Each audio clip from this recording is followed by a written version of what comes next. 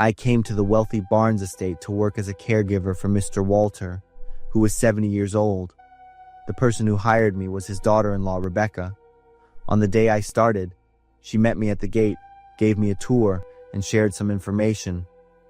My father might be difficult for you. He's in the middle stages of Alzheimer's disease. Plus, he has diabetes, so the care is quite complicated. I hope you can handle it well. I nodded, because I felt confident in my experience. I started work that day. I was arranged to live on the estate, but in the separate staff quarters. The large main house was only occupied by Mr. Walter and Rebecca. Although Rebecca had warned me, everything truly exceeded my imagination. The first week, Mr. Walter continuously caused trouble. He forced me to drink a strange liquid that left a slimy feeling stuck to my tongue all day. The next day, the toilet, bedroom, and hallway around his room were flooded with water, toilet paper, and even waste. Mr. Walter had caused it all on purpose. One evening, I finished cleaning quite late because Mr. Walter had been more disruptive than usual that day. His blood sugar levels were also high, so I had to monitor him constantly. After stepping out of the laundry room, I jumped because I heard a loud noise from the kitchen. I froze when I saw Mr. Walter crouched in front of the wooden pantry cabinet, using a large knife to try to pry open the hinges. Seeing me, he turned around, his eyes wide, gripping the knife tightly and swinging it forward to threaten me. "You took it, didn't you?" "I have to find it." My whole body was frozen stiff, terrified because I was alone facing him. It took me nearly an hour to coax him back to bed, give him his sedative, and watch him for another hour before I felt safe leaving. The next morning, I took him out onto the balcony for fresh air. I went back inside to get a jacket, and when I returned, he was gone. I found him in the garden, digging in the dirt with his bare hands, his fingernails full of mud and blood. I buried it here, or over there, or is it inside the house? I quickly pulled him up, but I was instantly shoved down. A full-blown crisis ensued, and that day, I was busy from morning until late at night. His illness showed signs of worsening. I had to set alarms for certain times during the night to check on him continuously. One night, I went to check. I was startled and almost screamed when I saw Mr. Walter standing in the living room. He was repeatedly hitting his head against the wall with great force. A lot of blood was running down his forehead. I have to remember. I rushed to hold him tight, but his strength in his agitated state was astonishing. I yelled loudly for a few other helpers to come assist. We wrestled with him until he was exhausted and agreed to be led back to his room. I sat up all night to watch him. My body ached, and my eyes and head felt heavy from lack of sleep. Now I understood why the previous caregivers left in less than a month, but I desperately needed the money, so I chose to stay and continue. The next day, I went to the storage shed to find his wheelchair. I planned to try taking Mr. Walter outside every morning. A change of scenery might help improve his memory. While searching, I unexpectedly discovered a box tucked away in a corner behind a cabinet. It was made of dark wood and was exquisitely carved. I guessed it was something valuable, so I planned to give it back to Rebecca. But as soon as I turned around, I jumped because Mr. Walter was standing right at the shed door. I called out, but he didn't respond. His gaze was fixed on the box in my hands. He stepped in, closed the door, and then forcefully snatched the box. "Don't give that to her. Mr. Walter, are you lucid right now?" He opened the box. Inside were many papers. He took them out and told me to read them. I opened the folder. Inside were death certificates and case files for his wife, his son, a gardener, and a previous caregiver. They all had different causes of death. Rebecca did all of this. She wants my assets, so she eliminated all the heirs. Why didn't you call the police? The sickness came too fast. I can't even remember my own name. Some days I remember everything, but I can't remember where I hid the box. Rebecca knows I have the evidence. She still needs me. She's taking advantage of my Alzheimer's so that one day she can force me to sign a fake will. But the caregiver and the gardener weren't related to your property because they were the ones close to me. She was afraid that when I was lucid, I might reveal the secret. The people who left were people I intentionally chased away, fearing they would be the next victims. You too, do me a favor.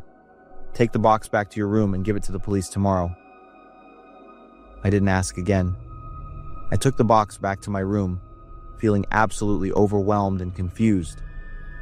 From that moment on, Mr. Walter didn't say anything else. He just sat on the porch, staring into the distance. At midnight, I and the other workers woke up when we smelled smoke. We watched in horror as bright red flames erupted from the first floor of the main house.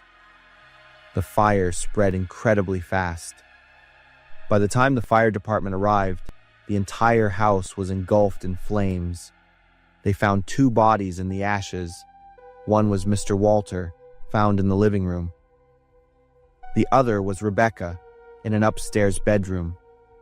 The door had been locked from the outside. I did what Mr. Walter had asked. I gave the box to the police and told them everything.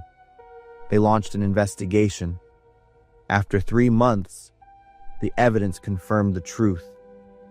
I left the Walter estate on a cold winter morning, carrying an unforgettable memory. I will never forget Rebecca's final screams in the fire, or the image of Mr. Walter sitting silently on the porch that afternoon.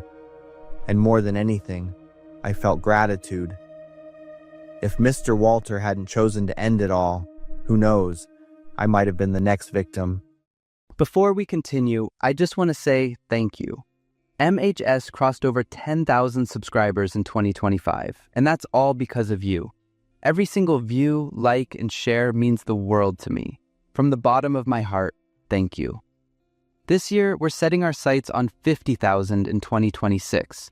So if you enjoy these videos and haven't subscribed yet, now's the perfect time. Hit that button, join the community, let's grow this together. Now, back to the stories. That day, I was in line at the self-checkout counter at Walmart when I noticed my neighbor standing ahead of me with her small son. I only knew her casually. Her name was Jenna. The boy sitting in the shopping cart seemed to be her son, around 7 years old. I don't visit home often, so I wasn't sure. The boy was sitting in the cart, his face rigid. Let me do it first. I understood he wanted to scan the items, but the way he addressed his mother made me freeze. Moreover, the sign ahead clearly stated that children were not allowed to operate the self-checkout machine during peak hours to avoid congestion. Let mom do it today, okay? What the hell did you just say, you old lady? I was genuinely shocked by such vulgar language from a small child. The boy continued to yell and started punching his mother repeatedly. People around us began to whisper, and I wondered if this was domestic violence, or if all boys his age went through such a phase. Jenna didn't scold him or react with anger. She ignored her son's actions and continued scanning the items. Stop kicking. That hurts. The eggs will break.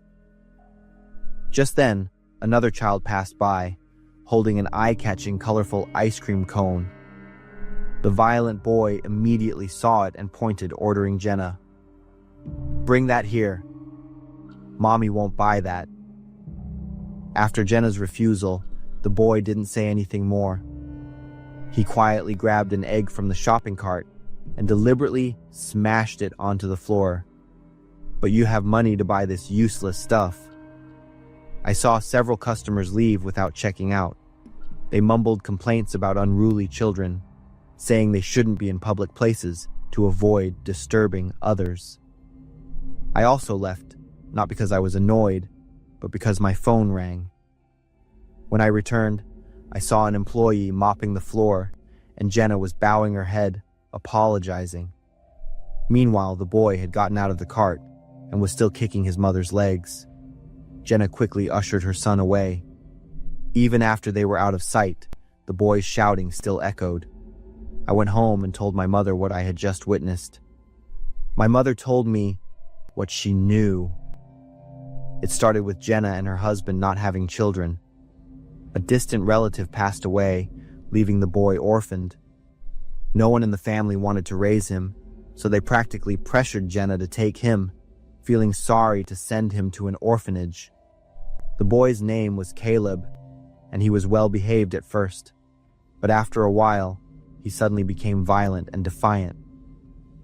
My mother explained that sometimes adopted children intentionally act out as a way to test their adoptive parents, to see if they will still love and accept them even when they do wrong. But Caleb's behaviors were terrifying, not stopping at vulgar words. Neighbors were very worried that once Caleb grew older, Jenna would be in danger. About a week later, just as Caleb's behavior seemed to calm down a bit, the boy was unexpectedly placed in a foster home. The neighbors didn't understand why Jenna did this. Then, on the third day after leaving, Caleb ran away from the home and caused a scene. The police found Caleb and brought the boy back to Jenna's house. But right in front of the police and the gathered neighbors, Jenna coldly declared, "This child is not mine. I don't know anything about him." "But isn't this your son? I am not the one who gave birth to him. He is an outsider's child, completely unrelated to my family." While Jenna was continuously asserting that Caleb was an outsider's child, I noticed the boy just kept his head down. I thought Caleb could understand the meaning of those words and was truly hurt. In the end, Jenna and her husband still took Caleb back and brought him into the house.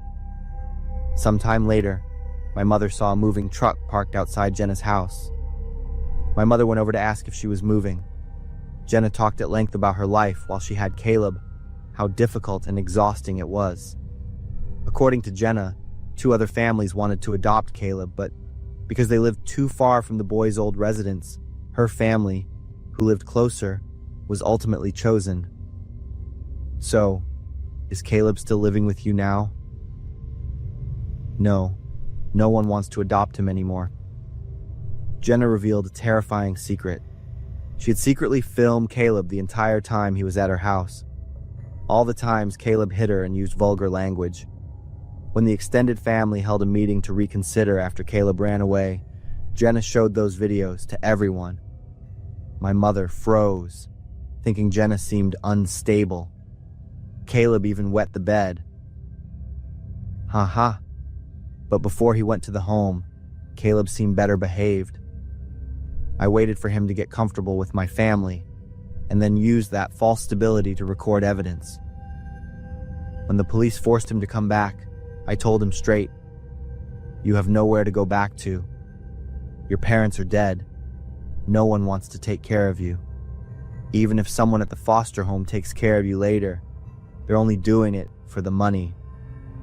Hearing that, my mother had to quickly find a way to leave. She concluded, "That woman is truly insane." Later, Caleb once ran away from the home to return to Jenna's house, but she never met with the boy. Since that day, I haven't seen Caleb again. Now, every time I go to the supermarket, I remember that boy when I stand at the checkout counter. I wonder if Caleb is somewhere being loved, or if he's still just a child labeled as trouble. Every time I recall his lowered face and silent gaze that day, I feel sad and sorry for an unfortunate child.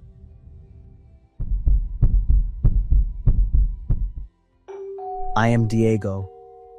Ever since I became aware of everything, I've been used to living with my father's second family in the basement. I have never met them, nor do I know exactly how many people are down there. But I can hear their voices, although not often, only occasionally and by chance. I guess there are 2 people, an adult like my mother, and a girl, probably around my age.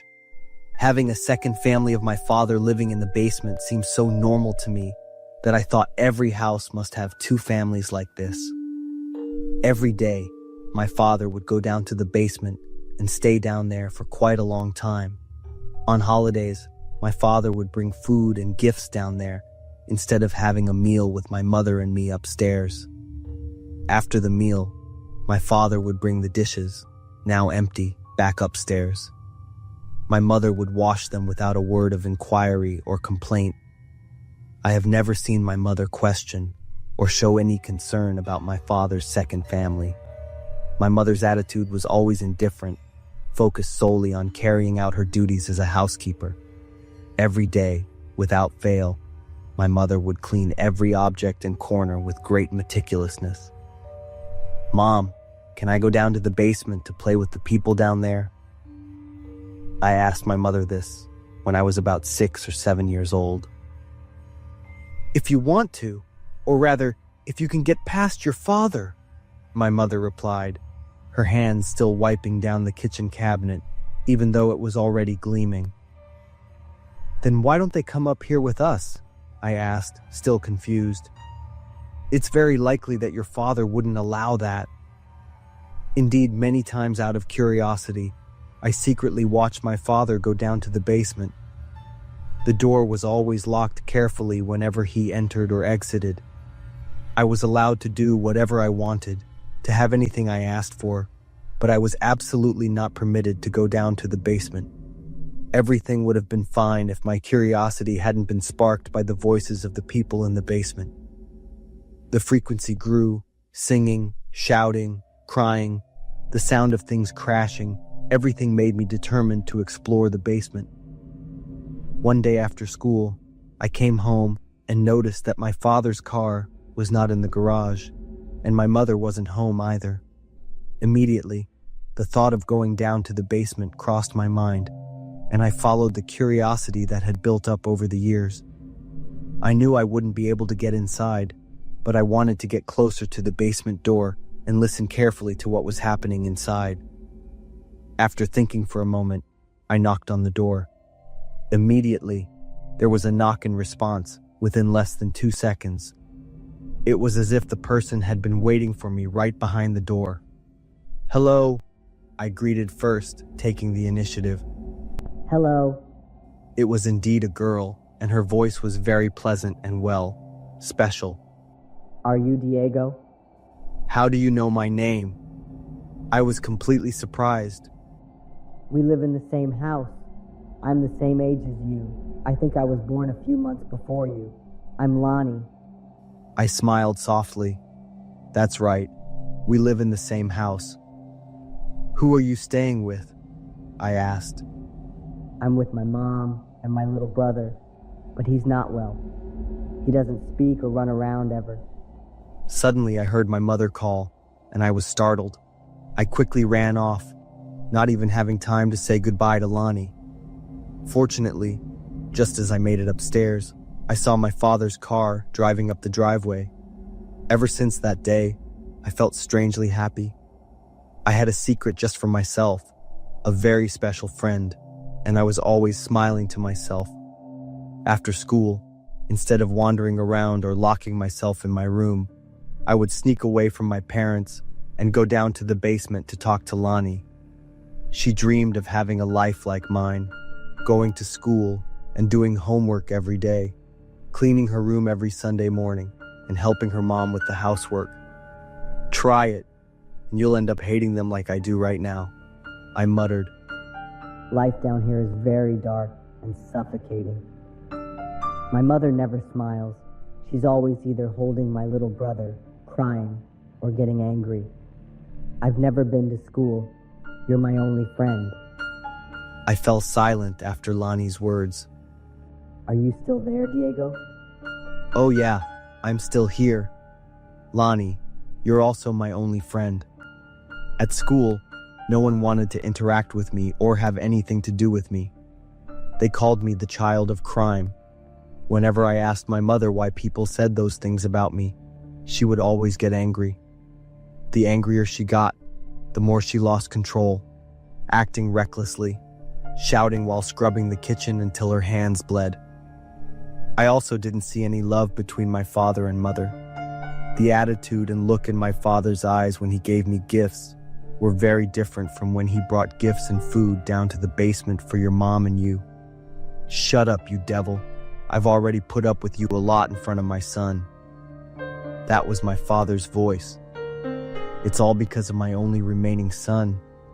If it weren't for you, my wife Laura, my daughter Lonnie, and my unborn son wouldn't have left me. You are the devil.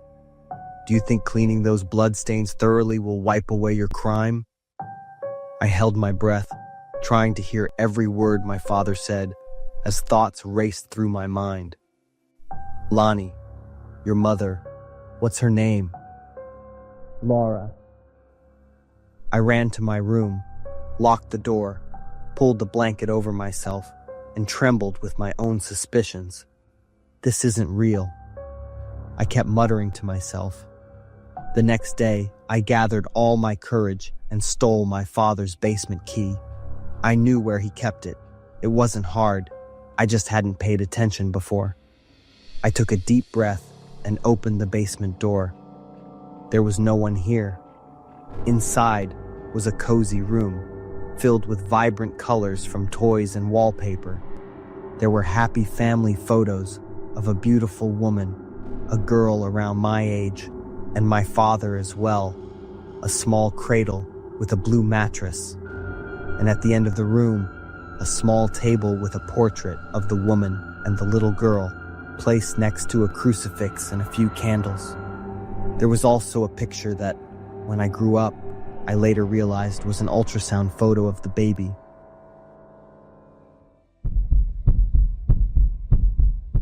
My name is David.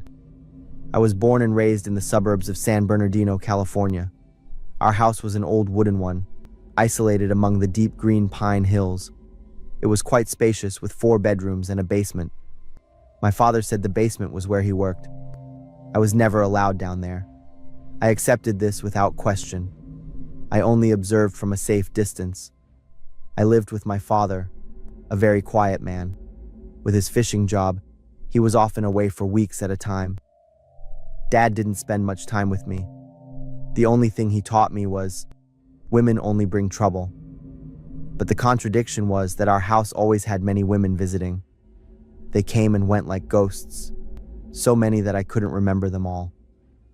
When Dad was away, I stayed home with whichever woman was visiting at the time. They rarely spoke to me. Some looked at me with pity, others with coldness. None of them cooked. I usually lived on canned goods and sandwiches. In the winter when I was 7, Bree appeared with long curly brown hair and a warm smile. Dad introduced her as a special friend who would be staying with us. I didn't expect much, but Bree was different. The first morning after she arrived, I woke up to the smell of pancakes and bacon. I was so used to preparing my own breakfast of dry cereal, the aroma confused me. I crept into the kitchen. Bree turned with a bright smile and said, "Good morning, David." It was the first time I had the feeling of a real family meal. Bree sat across from me. She asked about school, about the books I liked. She really listened to my answers. The following months passed peacefully. Bree took me to school and picked me up. She helped me with my homework and cooked amazing meals. Bree's specialty was barbecue with a secret sauce. "This is my exclusive recipe," she would often say, as she poured the dark red sauce over the tender meat. I ate heartily, without any suspicion. The strange thing was that even with Bree staying, other women continued to come. They didn't stay as long as before, usually just a night or two, when my father was home. Bree never spoke about them. Gradually, I stopped paying attention to their comings and goings. To me, Bree was Mom, the only one I needed. One night, I woke up in the middle of the night to the sound of arguing from the kitchen. For the first time, I heard Bree's voice high and strained. "You knew what you were doing when you came here. Don't act innocent with me." My father's voice was harsh, but I didn't think things would be like this, Bree retorted. "You want to leave, like the others?"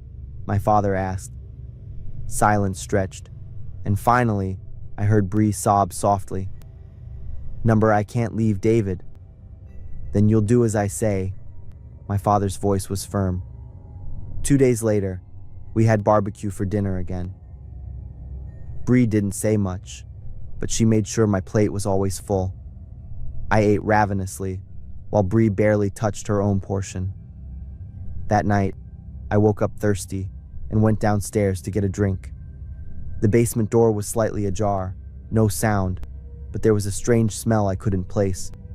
Curious, I crept closer to the basement stairs. I intended to look down to see what my father did down there in the middle of the night. Suddenly, a gentle hand touched my shoulder. "Go back to bed, David. Your father is working." "We shouldn't disturb him," Bree whispered. Her face was pale and distraught. I nodded and went back to my room. When Bree tucked me in, I noticed her eyes were red and swollen. From that night on, Bree changed. Her smile no longer held any emotion. She grew thinner, with dark circles under her eyes and trembling hands. Sometimes I would catch her staring blankly into space and secretly crying. I started hearing noises at night, not arguing anymore, but strange sounds from the basement. Sometimes it was the clanging of metal and even whimpering. Once I was sure I heard a scream, but it was abruptly cut short. The next day, I saw Bree with a pale face, and after those nights, we would have barbecue for dinner again. I had realized something. Every time a new woman arrived and left, we would have barbecue. My father would seem more cheerful, while Bree wouldn't meet our eyes during the meal. I didn't want to eat those barbecue dinners anymore, but I didn't dare refuse. Bree noticed when my father wasn't looking. She would give me a small nod, allowing me to leave some food on my plate. One day, while I was at school, a police officer and a social worker came to my classroom. They took me to the principal's office and asked me about my father and life at home. I answered cautiously, unsure of what I should say. When they asked about the women, I froze. I repeated what my father had always told me. They were friends visiting. "What about Bree?" the police officer asked. "Bree is my foster mom." The two officers exchanged a look. Then they said they would take me home. When we arrived, several police cars were parked in front of the house. Bree stood on the porch, her face streaked with tears. When she saw me, she ran and hugged me tightly. Before I could understand what was happening, I saw my father being led out of the house. He was wearing handcuffs, his eyes looking down at the ground, empty and emotionless. I heard a police officer say they had to call for more units. There were over 50 bodies down there. Everything after that became a blur. I remember someone putting me in a car, Bree begging to come with me. I looked out the window as men in protective suits went in and out of the basement. They were carrying large black bags. That sentence kept echoing in my head as a police officer explained that my father had murdered at least 50 women. He had butchered their bodies, taking what he considered the best parts. The barbecue dinners, they all flashed through my mind with horrifying clarity. I vomited until there was nothing left. Painful contractions and choked sobs overwhelmed me. Bree had helped my father. She had cooked those meals. But she had also called the police. The following years passed in a series of foster homes and mental health facilities. I didn't speak for almost a year, unable to eat meat. My father was sentenced to life in prison without the possibility of parole. Bree was sentenced to 20 years in prison for her role as an accomplice, although she had cooperated with the police. I never visited either of them. Now, I'm 28 years old and trying to build a normal life. I have a small apartment in Sacramento, a job at the local library. I don't have nightmares as often as I used to, but they still come. In those dreams, I always see myself as a 10-year-old boy sitting at the dining table. I stare at a steaming plate of barbecue. My father smiles encouragingly. Bree stands behind me, tears streaming down her face. And from the basement, I hear the cries of nameless women.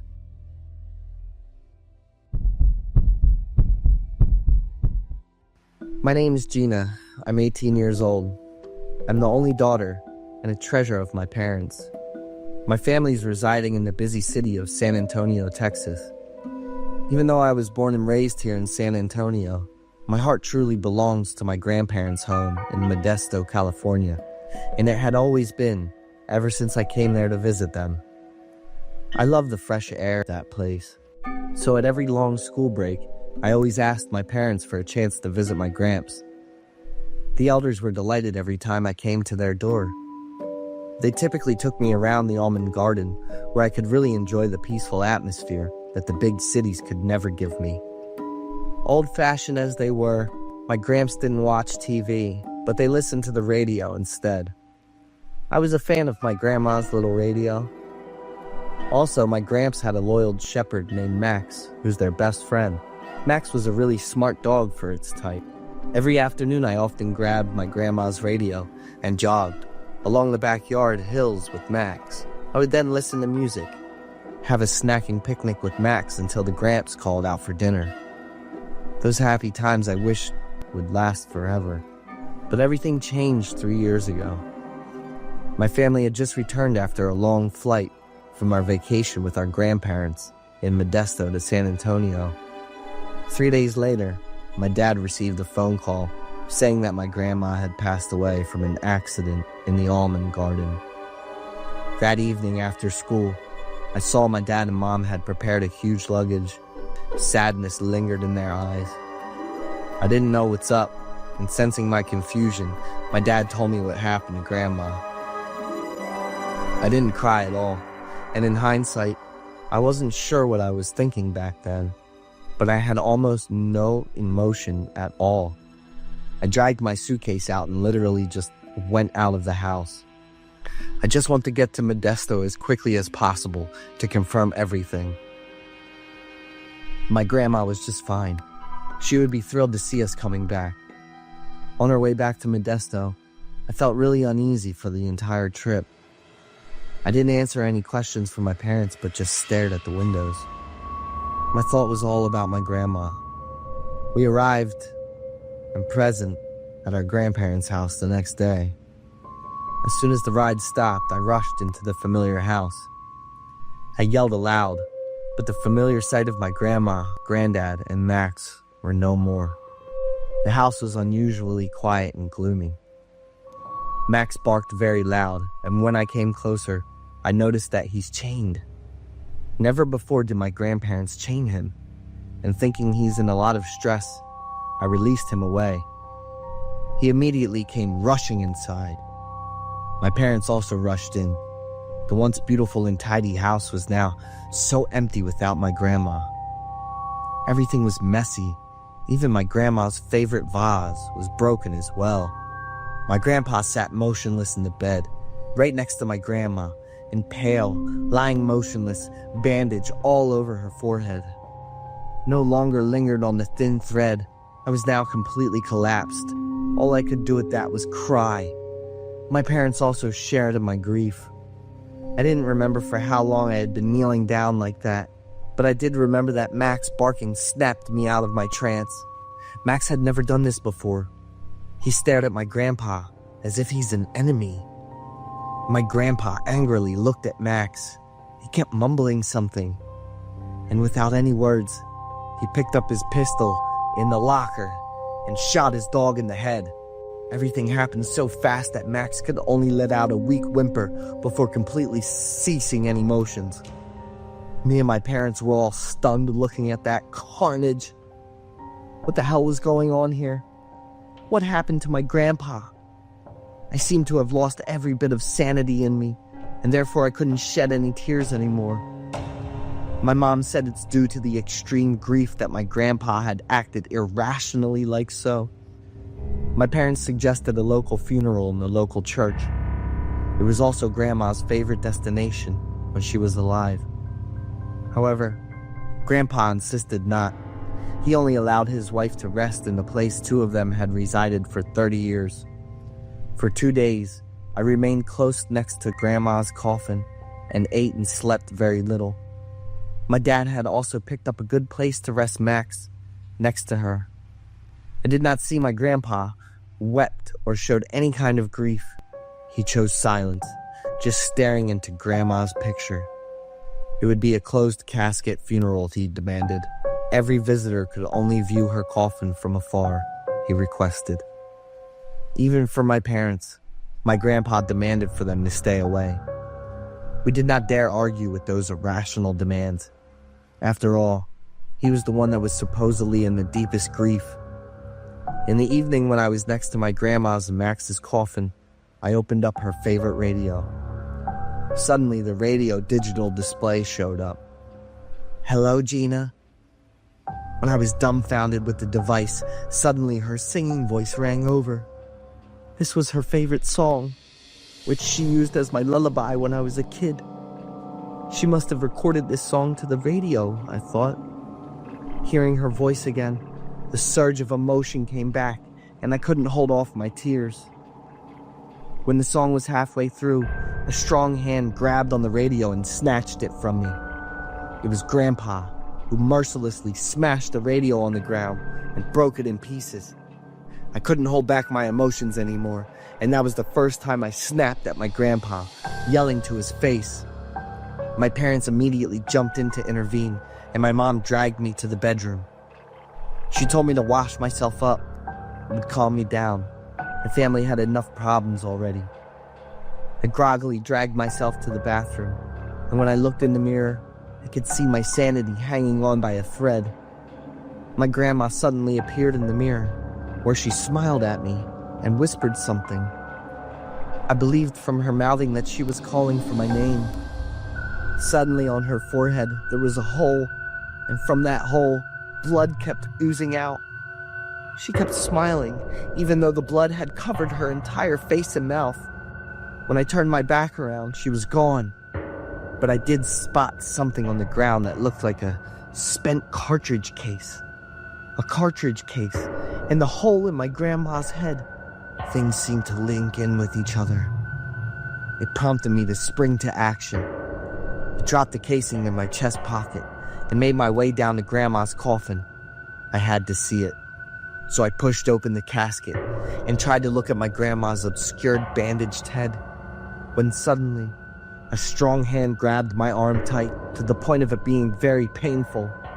I had to bite my lips to not yell aloud. It was my grandpa. He was very close there, staring at me with bloodshot eyes and gritting teeth. I feel like he's someone else completely. The grandpa I knew and loved was no longer there. I swiftly snatched my hands away and turned back to my room. I remember to carefully hide away the cartridge case and my grandma's radio. After the funeral, my family must return quickly because we have many things to do back in San Antonio. On the day we went back, I didn't see my grandpa as my grandpa anymore. His changes scared me. 3 weeks later, I received the radio back from the repair. I nervously turned it on when waiting for my grandma's warm voice. I bursted into tears. I really missed her. "What are you doing? Stop it! Are you out of your goddamn mind? Help! Somebody help!" That was all I heard by the end of the recording. For 3 years, I hid the truth from my parents. I tucked within me the haunting last moment that completely changed my loving grandpa. Now he's much weaker, and he's losing the fight against stomach cancer. Should I tell everyone the things I know and dig more into my grandma's death?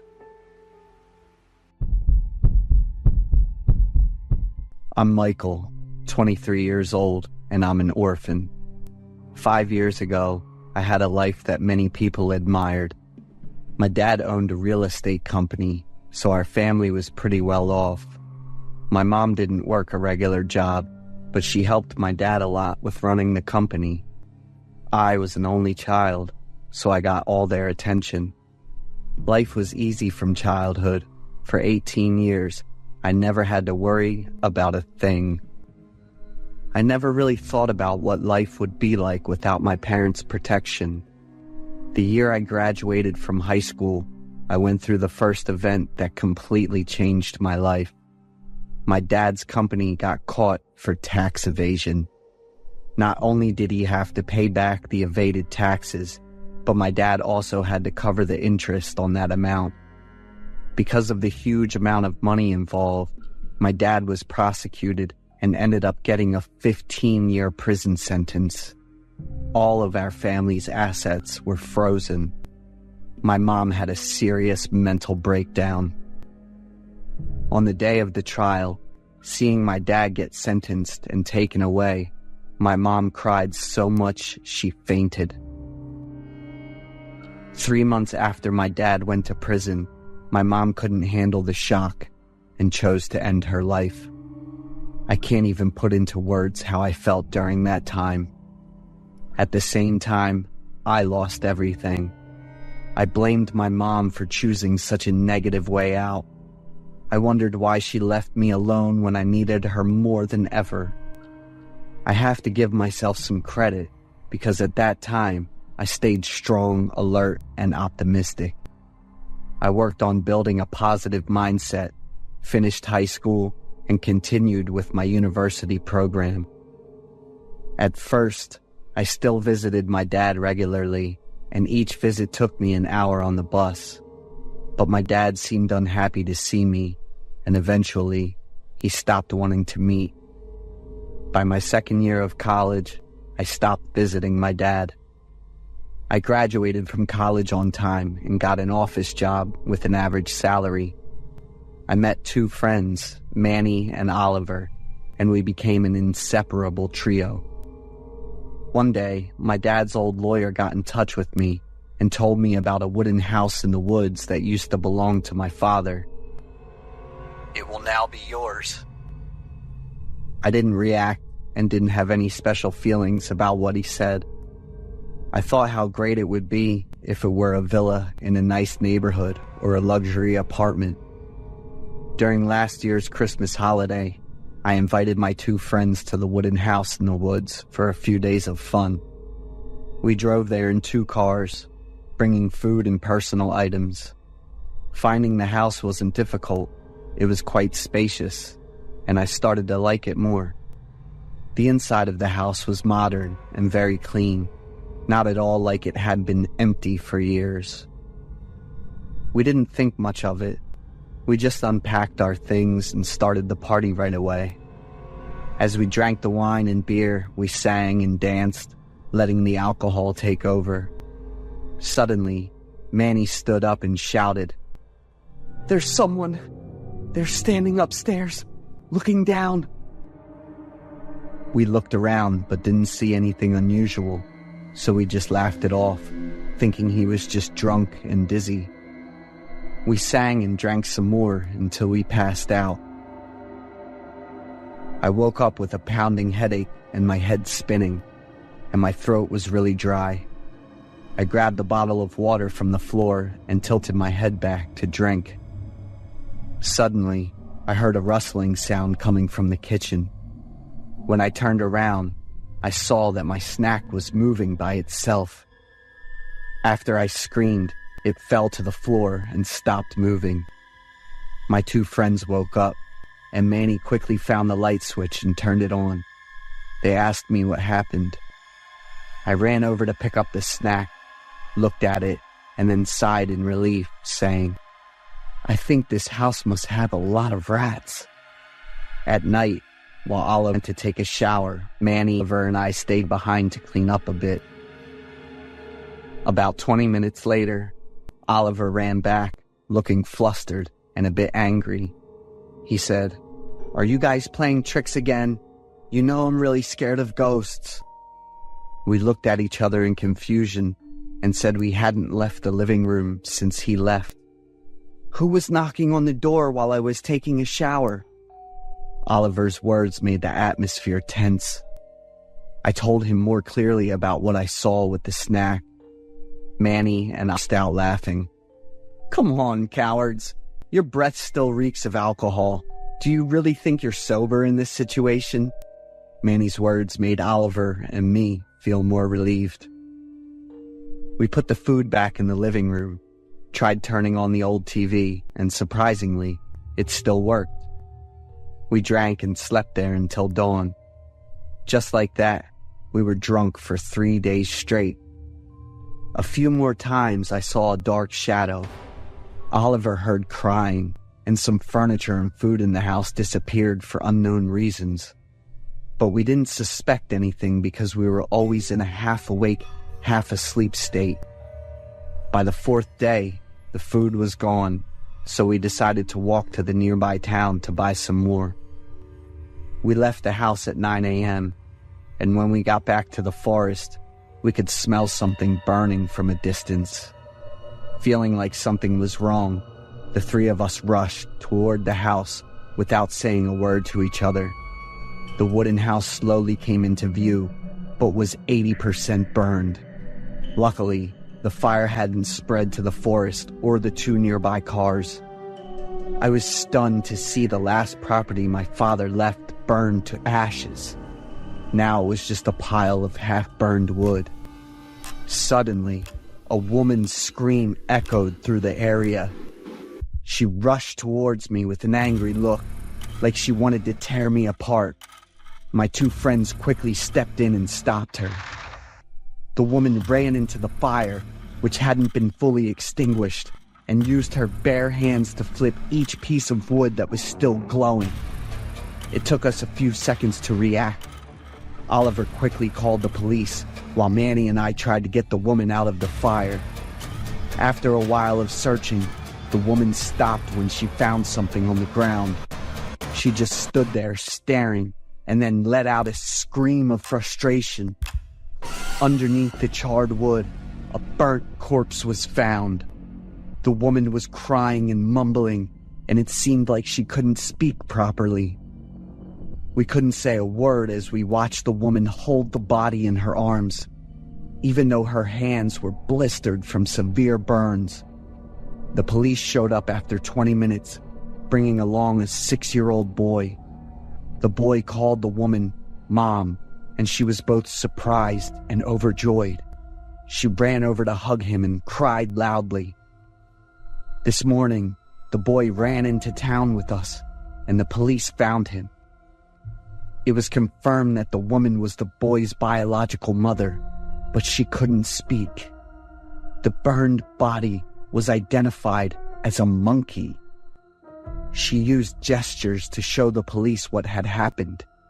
She and her son had lived in the house for 3 years. She was my dad's lover. She also received a large sum of money from my father to raise her child. Another truth came to light, and now I understand why my mother was so miserable. She was the one who always stood by my father and helped him through tough times. But in the end, all she got was betrayal. Everything is over, and I need to focus on the future. I accept that I have a younger brother now, and will make sure to take good care of him.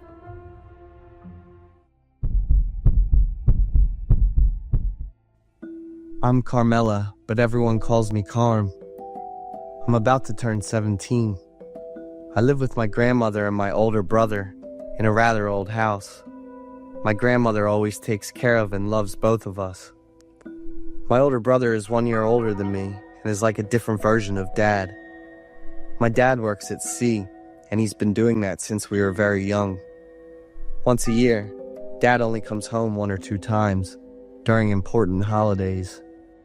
My brother and I aren't silver spoons, but our lives are comfortable thanks to the money Dad sends home from his work at sea each month. What we lack the most is probably our mother's love. I don't have any memories of my mother. All I know about her is her name, Sheila. My brother says that he remembers our mother's voice, but everything else is very vague. Since I became aware, I've asked my grandmother a lot about our mother. She doesn't answer. Her eyes turn red, and her voice chokes up. She says that our mother also worked far away and would visit us one day. But in 17 years, she still hasn't come back, not even once. I don't blame her. Mother must have been very beautiful, because my grandmother is, and I look like them.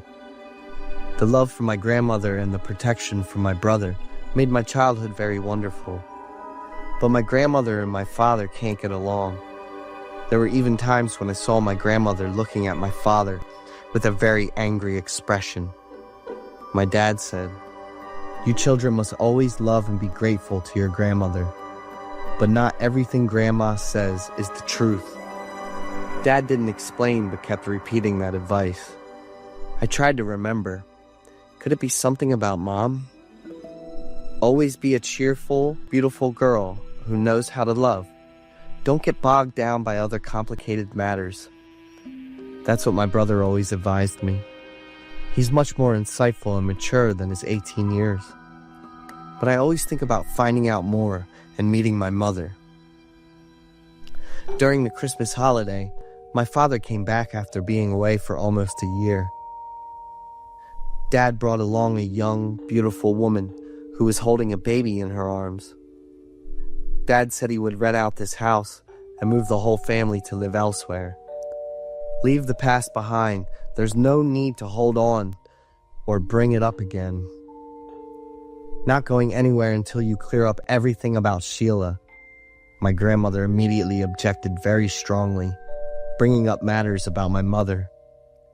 It's been over 14 years. I told you that she left for another man. I was shocked when I overheard their conversation. My brother pulled me into a room and locked the door. "Surely you know where she is. Give Sheila back to us. You can start the new life you want." I understood part of the story between my grandmother and my father over the years. "Calm down, Carm," my brother reassured me as he saw my body trembling. The next day, I asked both my grandmother and my father about what happened the previous day. Neither of them looked me in the eye. They were silent. After that, Dad sent people to clean up the house and repair some damaged areas to get it ready for rent. When I came home from school, no one was there. Only a few construction workers. "Young lady, these are family belongings. Please see if you still need them." One of the workers handed me a wooden box. Inside were old newspapers, dated 14 years ago. All of them contained the same content about the mysterious disappearance of my mother. I read every piece of information without missing anything. My mother vanished without a trace when my brother was 4 years old, and the police searched for 2 years without any results. My grandmother always believed Dad was involved, while Dad insisted that Mom left for another man. So what is the real reason? I cried a lot. I quickly put the newspapers back into the wooden box and shoved it under the bed when I heard Grandma calling from outside. I didn't talk to anyone about this, trying to act as normal as possible. I was curious, so I searched for more information about my mother in my grandmother's room. There were items from a long time ago, a few certificates and commemorative trophies with my mother's name on them. A cassette player and a few tapes. "What are you doing in here?" I was startled when I heard Grandma's voice. I honestly told her I wanted to know more about my mother. I asked Grandma for the cassette player and the tapes to take to my room and explore. Grandma agreed. I put the first 3 tapes into the player one by one. The content of these tapes helped me partly visualize a happy family scene. Birthdays of my brother and me, a lullaby, and I guessed it was my mother's voice. On the 4th tape, there were the sounds of a small child, but the audio was faint and interrupted frequently. I took it to my brother's room and asked him to help me with it. The tape might be faulty because it's been stored for a long time. I'll find a shop to get it fixed for you tomorrow. I waited eagerly with curiosity. It was almost a week before he brought the tape back. "Have you listened to the contents inside yet?" He shook his head. "I left it for you to listen to first."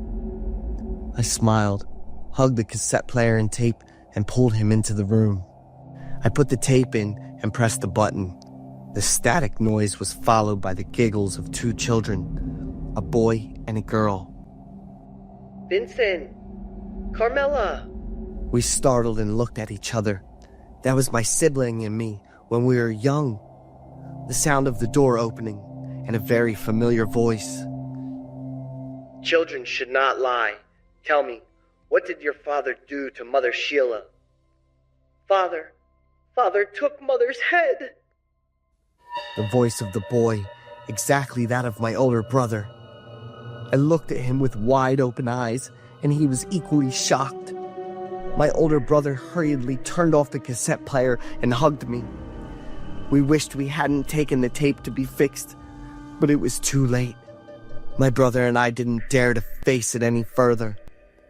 If what we suspected was true, then Mother no longer existed. The one who took Mother's life was Father in an extremely ruthless way. Father still loved us dearly and made sure we lacked nothing.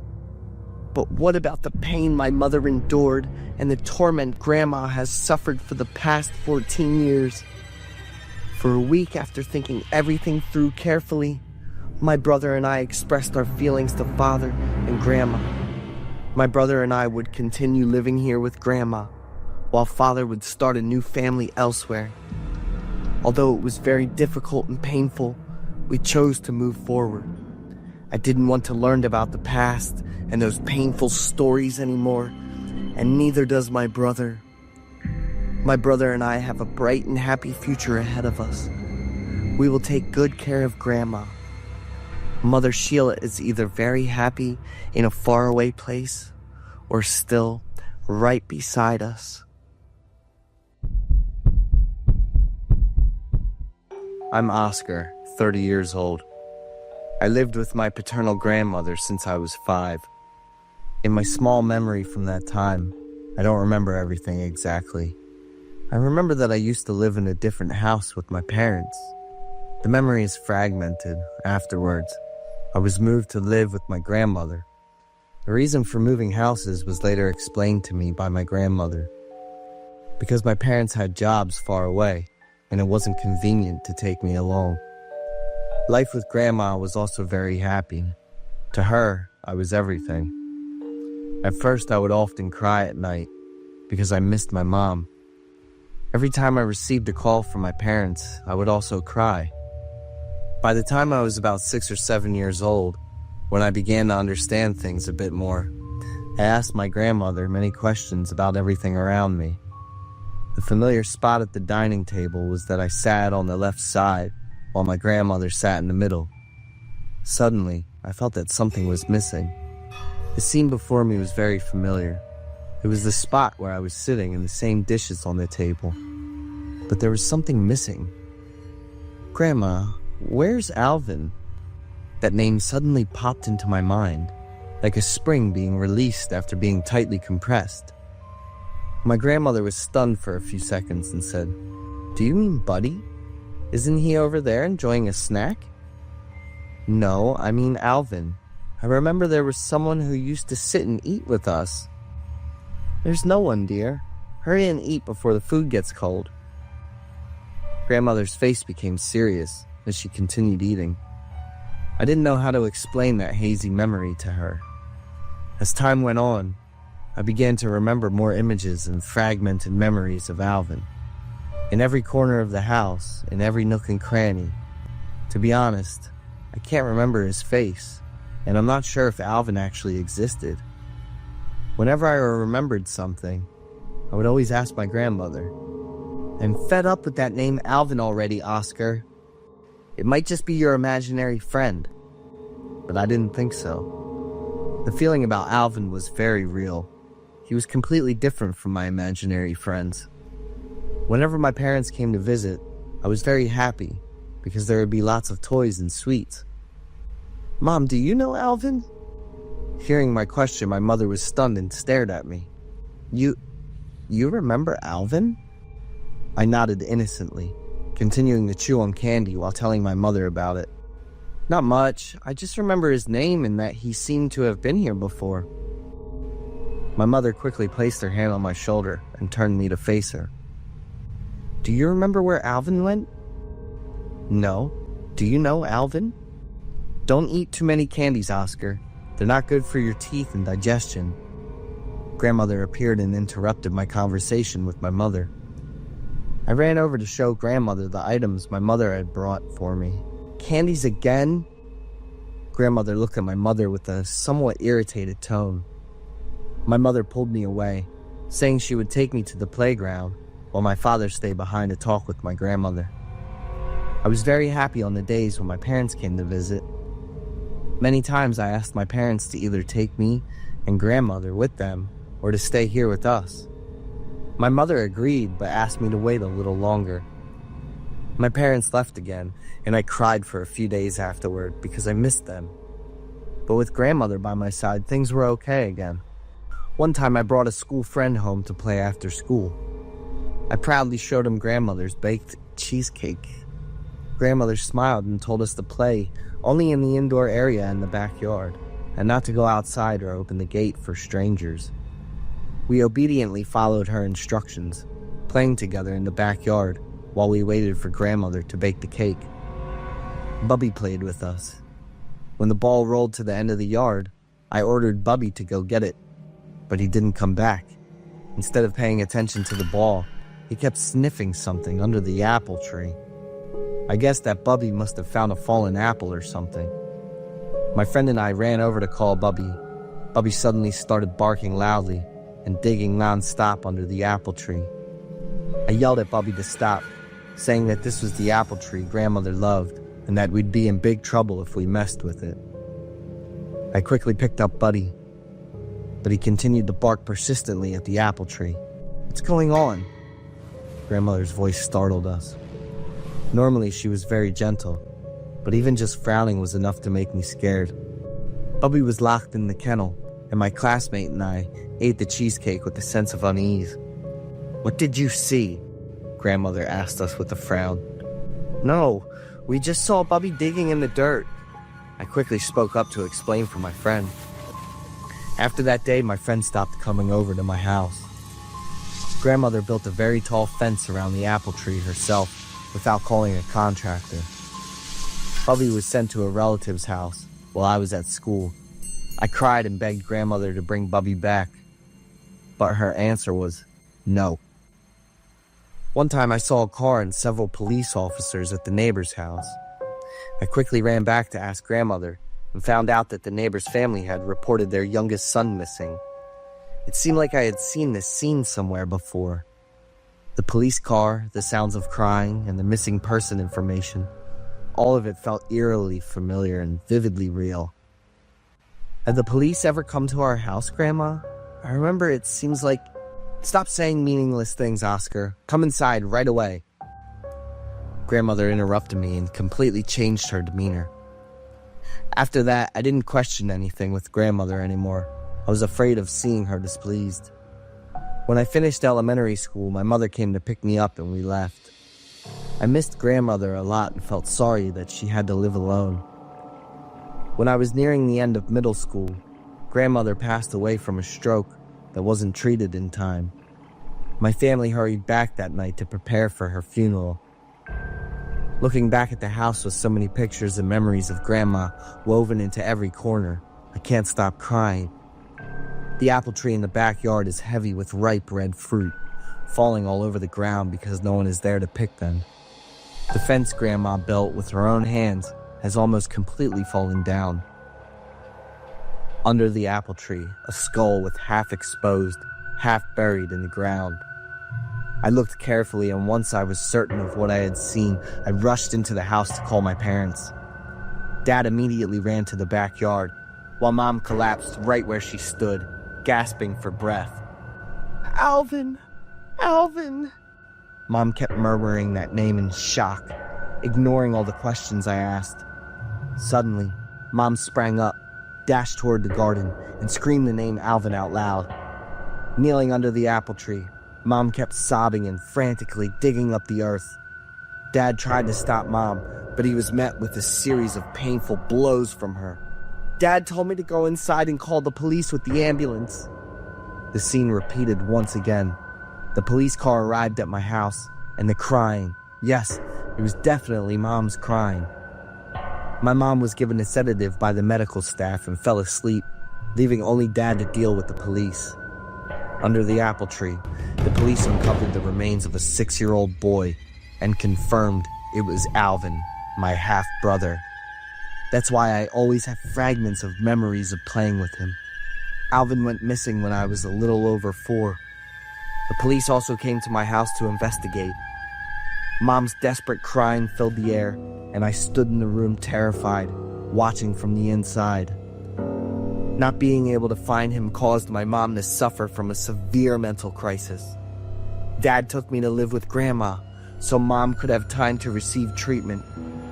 So Alvin had been lying there alone for 12 years, witnessing me playing and growing up every day. Grandma's no longer here, and everyone knows this is connected to her. But the reason remains unknown to everyone.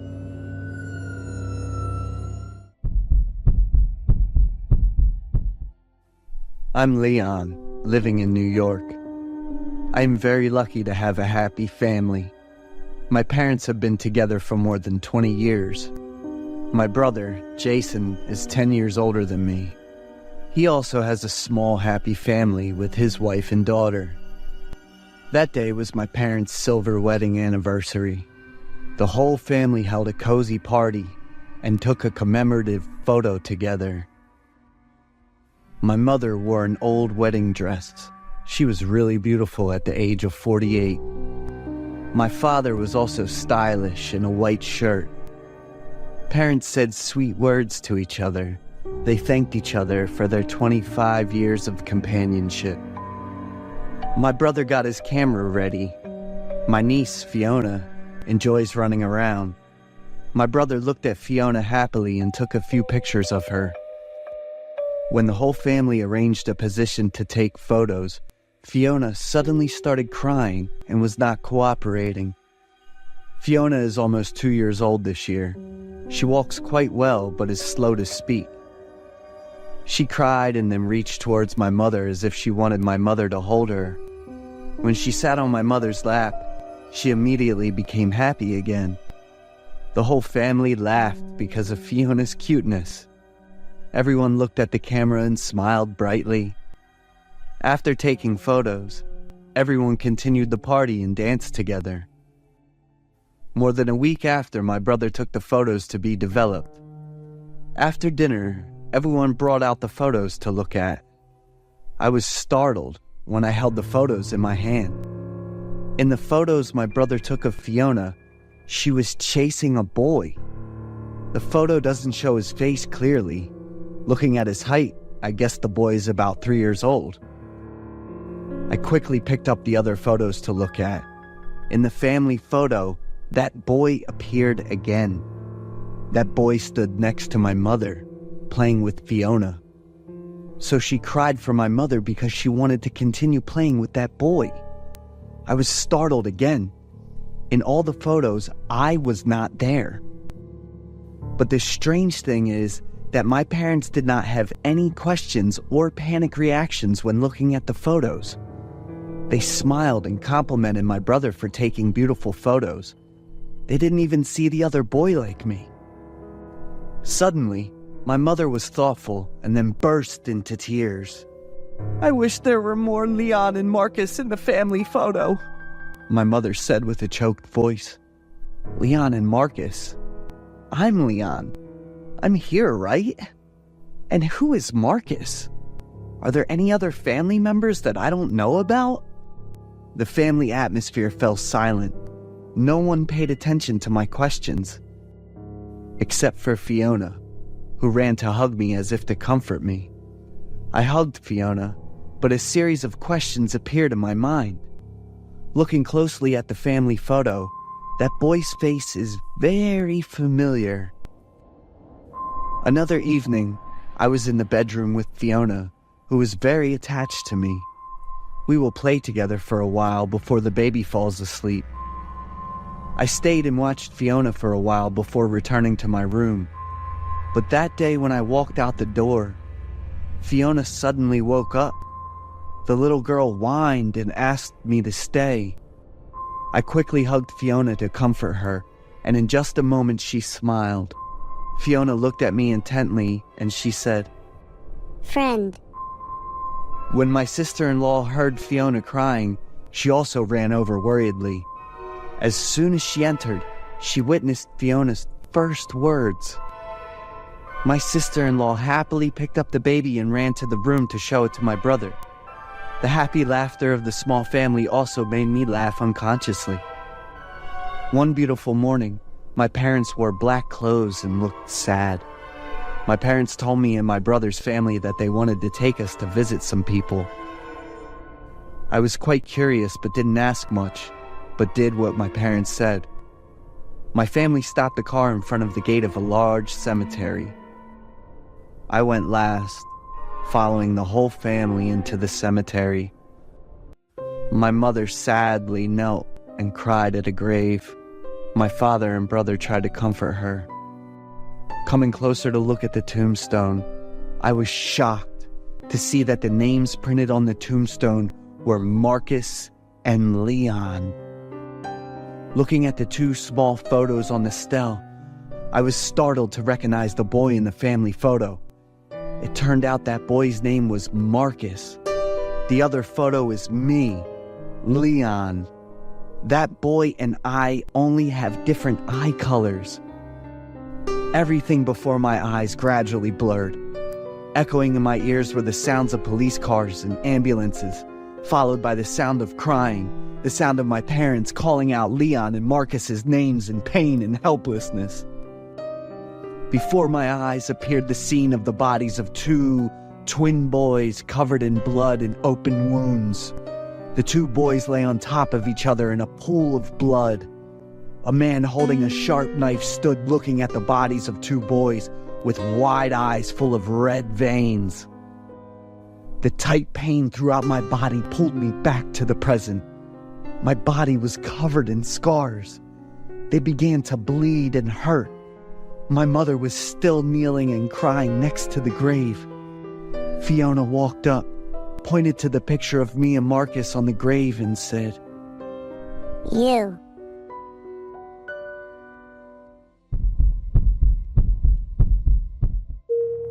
I'm Lonnie, 18 years old, the only daughter in the family. My family lives in the town of Atherton, California. The name Lonnie that I have also reflects the love that everyone has for me. Since I was little, I have always been described as a healthy, beautiful, and nice girl. Perhaps many people would think that I am so beautiful, partly inherited from my parents. But no, my parents look very different. My father is much older than his age. I don't have any resemblance to my father.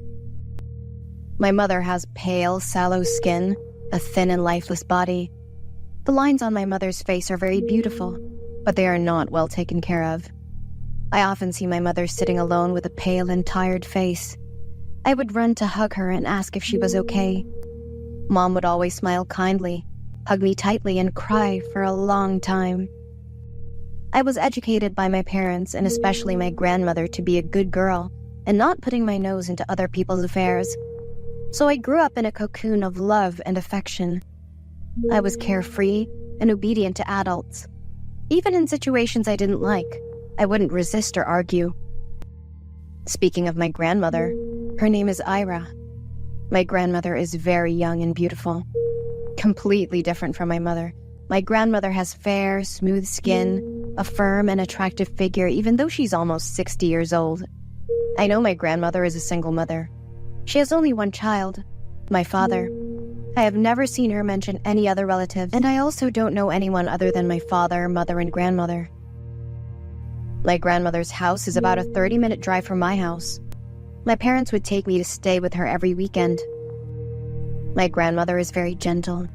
She teaches me to always love and take care of myself. Do not let any dirty marks appear on your skin because you will look very ugly. Your hair must always be fragrant and smooth. The clothes you wear must be the most beautiful and expensive. Do not eat food which origins are unknown. You must eat food prepared by your mother's own hands or prepared by me. Those are the things my grandmother always teaches me since I was little. Every weekend, staying with my grandmother made me very happy because I felt loved very much. One weekend, my parents took me to visit her. When she saw the small scratches on my nails, My grandmother got angry with my parents. On such occasions, I always saw my mother's face full of fear and panic. My mother dared not speak up. There's another strange thing.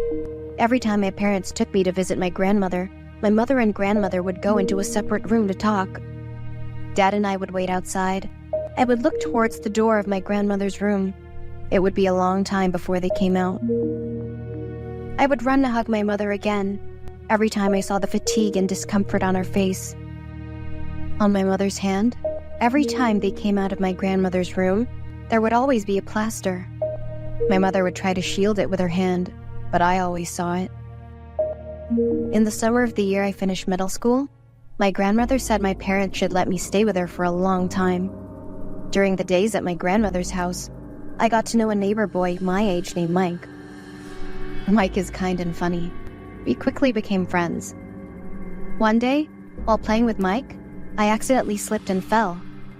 Mike quickly helped me up. Blood was flowing from my hand. I was worried that I would be scolded more than worrying about the wound. My grandmother suddenly appeared with a terrifying, angry face. She grabbed my hand, looked at the bleeding wound, took a deep breath. I thought she was trying to calm down. Mike, seeing my grandmother's angry face, stood frozen in fear. Both Mike and I seemed unable to breathe, staring intently at my grandmother. My grandmother held my hand, slowly led me closer to Mike. Then, my grandmother looked at me, looked at the wound on my hand, then turned to look at Mike. Very quickly, strongly, and decisively, my grandmother slapped Mike hard. She shouted loudly, demanding that Mike stay away from me forever. I looked at Mike, feeling guilty for my friend, but I didn't dare to speak up for him. I just bowed my head and remained silent, because I was very scared. My grandmother took me home. I always had to prepare mentally for her punishment. But grandmother gently sat down beside me, lifted my injured arm to observe. Then, my grandmother kissed the wound. I looked at her in surprise. My blood was smeared all over my grandmother's mouth. She looked at me, smiling kindly as usual, but mysteriously and frighteningly. She said she would help me bandage the wound and then lick the blood on her mouth, an expression of satisfaction. I was very scared. My emotions were chaotic. I sat there motionless, afraid to speak up, just silent. The terrifying strictness and surveillance of my grandmother as I approached the age of 18, it made me suffocate. I began to notice my mother's aging more and more clearly and quickly, while my grandmother's beauty seemed to last forever. I was old enough to understand and wanted to find out about everything. My grandmother always remained silent in the face of my questions. One evening, when my family was having dinner with my grandmother, my mother suddenly collapsed on the dining table and fainted. I worriedly tried to wake my mother up while my father called for an ambulance. I felt chilled by the indifferent gaze and the faint smile on my grandmother's lips. My mother was diagnosed with severe anemia and passed away after being hospitalized for a day. I was completely devastated. I lost one of my 3 closest relatives too suddenly. My mother's funeral was as cold and fleeting as the way my mother left me. I had to take nearly a month off from school because my mental state was unstable. One day, I came home from school. Passing by my parents' room, I suddenly heard my grandmother's voice. I gently approached to listen.